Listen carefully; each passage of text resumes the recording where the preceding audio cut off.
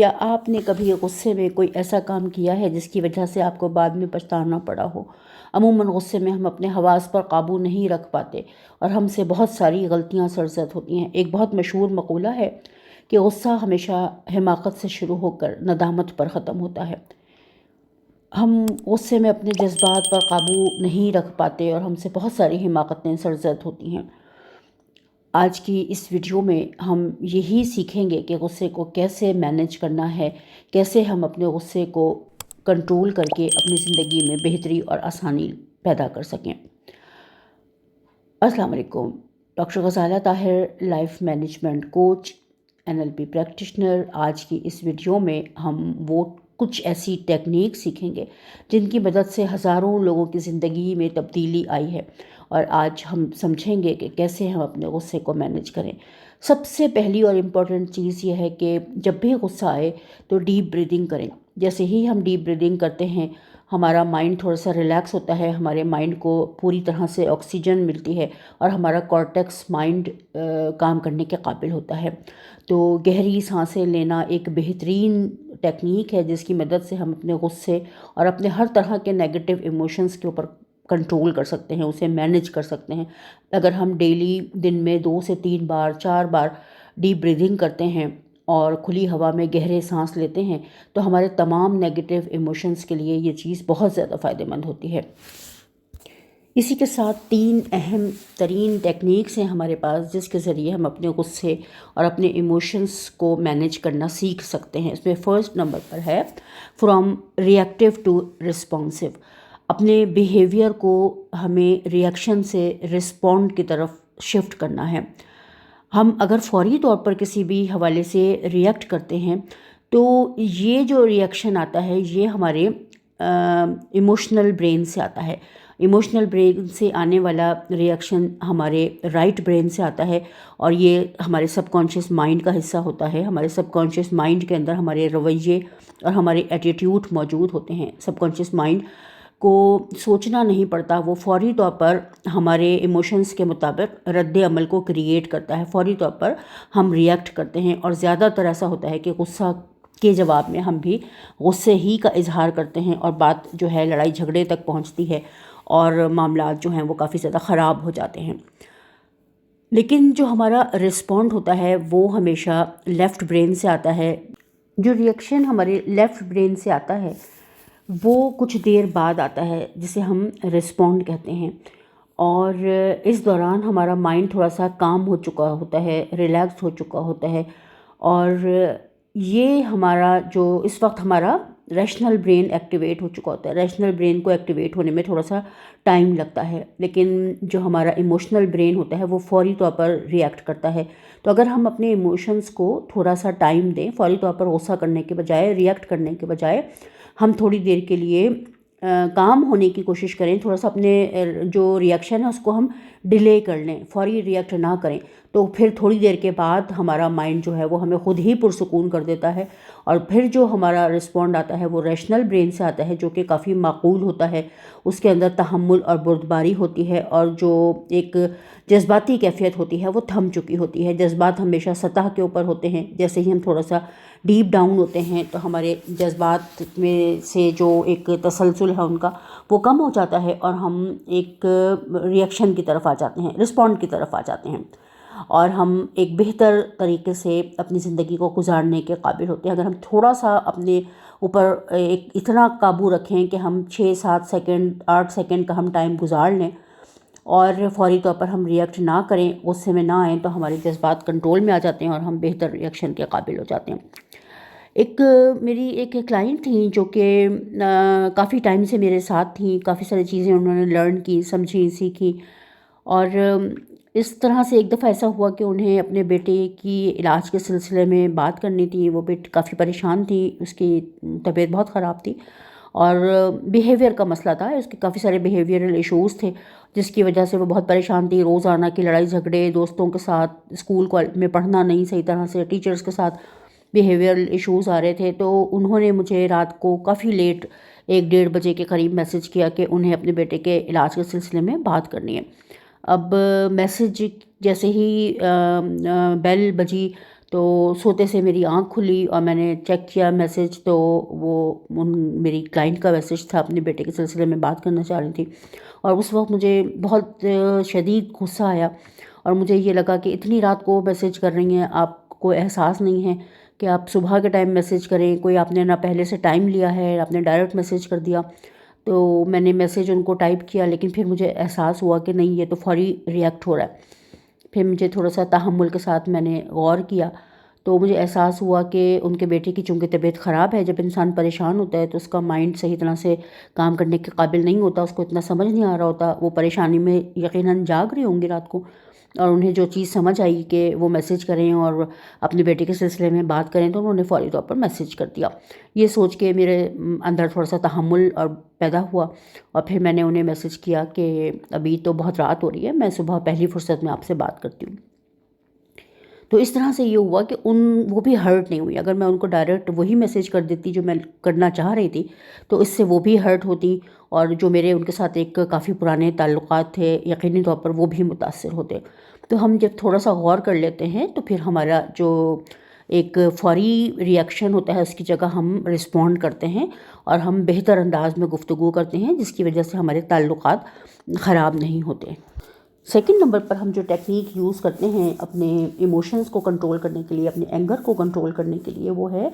Choose your words وائسلی۔ اپنی جو الفاظ ہیں ان کو بہت ہی زیادہ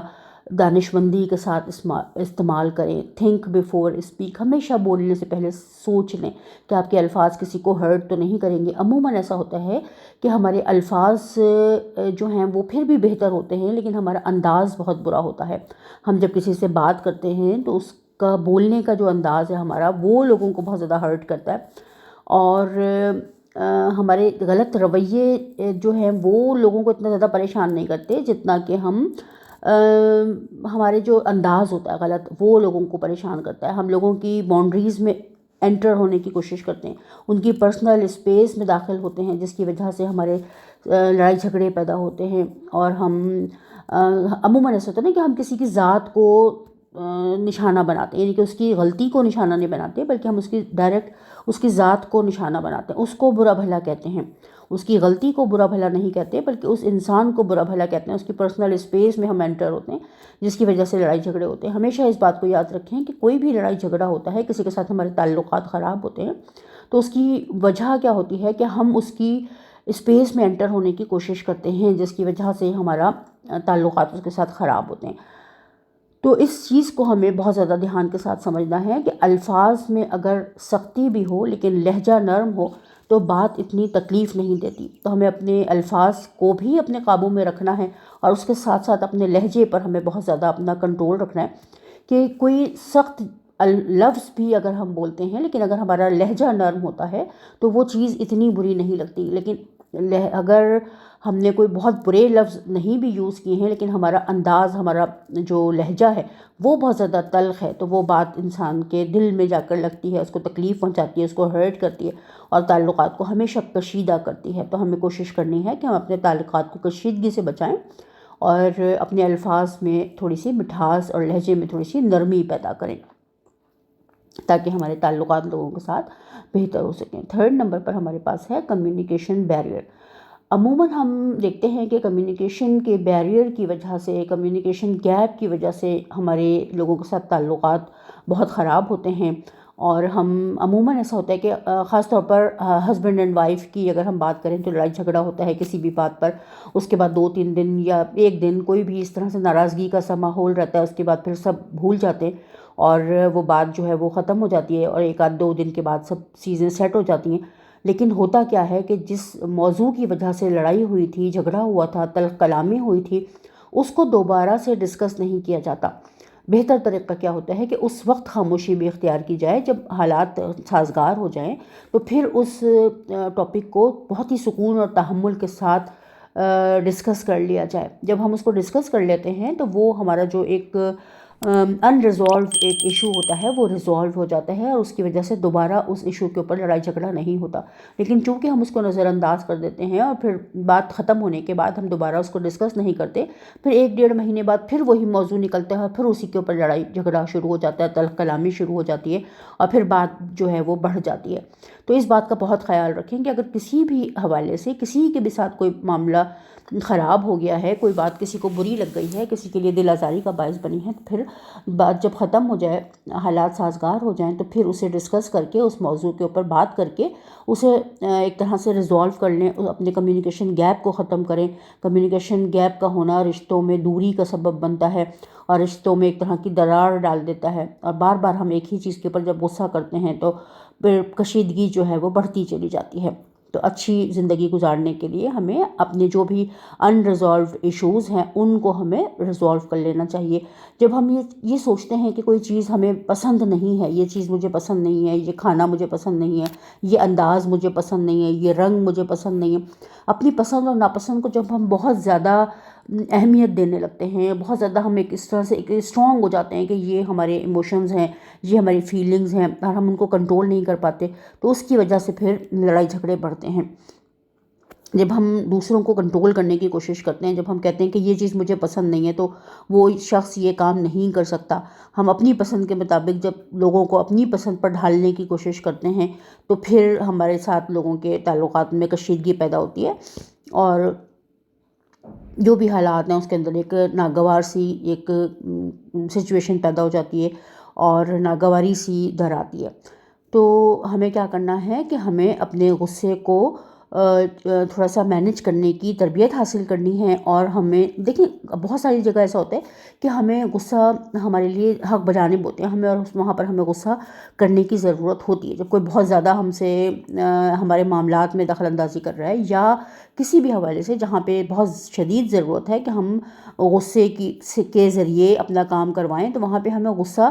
کرنا نہیں ہے بلکہ ہمیں غصہ شو کرنا ہے. یعنی جب ہم اندر سے پرسکون ہوتے ہیں تو ہمیں شدید والا غصہ نہیں آتا کہ ہم غصے میں بے قابو ہو جائیں، بلکہ بعض جگہ جہاں پہ غصہ ضروری ہے کرنا وہاں پر ہم صرف غصے کا اظہار کرتے ہیں. غصہ ہم سچ مچ میں نہیں کرتے بلکہ ایسا شو کرتے ہیں کہ ہمیں غصہ آ رہا ہے. بعض دفعہ بچوں کو اپنی کسی چیزوں سے دور رکھنے کے لیے، کسی پریشانی سے بچانے کے لیے ہم ان کے اوپر غصے یا پڑھائی کی طرف راغب کرنے کے لیے ہم غصے کا صرف اظہار کرتے ہیں. اندر سے ہماری اپنی فیلنگ تبدیل نہیں ہوتی، ہم غصے کے اندر نہیں ہوتے بلکہ ہم غصے کو ظاہر کر رہے ہوتے ہیں. تو یہ بالکل ٹھیک ہے، نارمل ہے. غصے کو اپنی عادت نہیں بنانا ہمیں، بلکہ ہمیں جہاں ضرورت ہو وہاں پہ ہمیں غصے کا اظہار کرنا ہے. اگر جب ہم چھوٹی چھوٹی چیزوں پر چڑھنے لگتے ہیں، ہر وقت غصے کے اندر رہنے لگتے ہیں، اریٹیٹ ہوتے ہیں چھوٹی چھوٹی باتوں پر، تو یہ چیز ہمارے لیے پرابلممیٹک ہوتی ہے اور ہمارے ساتھ ساتھ اور لوگوں کو بھی یہ تکلیف دیتی ہے اور پریشان کرتی ہے. کسی بھی چیز پر جب ہم کنڈیشنڈ ہوتے ہیں، ہمارا مائنڈ کنڈیشنڈ ہو جاتا ہے، تو اس کی وجہ سے ہی ہم ہمیشہ غصہ کرتے ہیں. غصہ جو ہے وہ ہمارے اندر کے خالی پن کو ظاہر کرتا ہے. جب ہم اندر سے خالی ہوتے ہیں تو اس کی وجہ سے ہم غصے کا اظہار کرتے ہیں. ہم چاہتے ہیں کہ دوسرے اسے ہمیں مکمل کریں، دوسرے ہمارے اندر سے جو ایک خالی پن کا جو احساس ہے اس کو دور کرنے کے لیے ہم غصہ کرتے ہیں، ناراضگی کا اظہار کرتے ہیں. تو لیکن جب ہم اندر سے بھرے ہوئے ہوتے ہیں، ہم اندر سے ایک طرح سے اپنے ساتھ کنیکٹڈ ہوتے ہیں،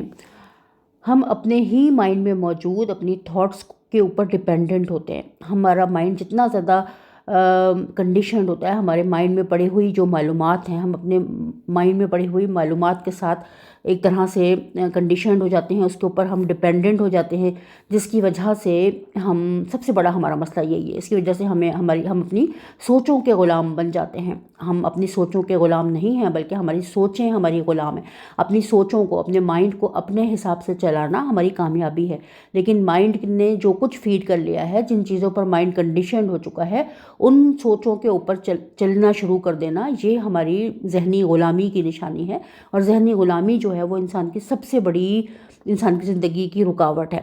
تو اس بات کو ہمیں بہت دھیان کے ساتھ سمجھنا ہے کہ اندر سے ہمارے جتنا زیادہ ہم اپنے اندر خالی پن محسوس کرتے ہیں، باہر سے لی گئی معلومات سے ہم اپنے اندر کو بھرنے کی کوشش کرتے ہیں. لیکن ہمارا جو اصل میں ہے، جو ہم حقیقی طور پر ہیں، جو ہمارا اصل ہے وہ مکمل ہے. اللہ تعالیٰ نے ہر انسان کو مکمل پیدا کیا ہے، بہترین صلاحیتوں، ریسورسز کے ساتھ پیدا کیا ہے. اگر ہمارے اندر کمی کا احساس ختم ہو جائے گا تو ہم مکمل طور پر ایک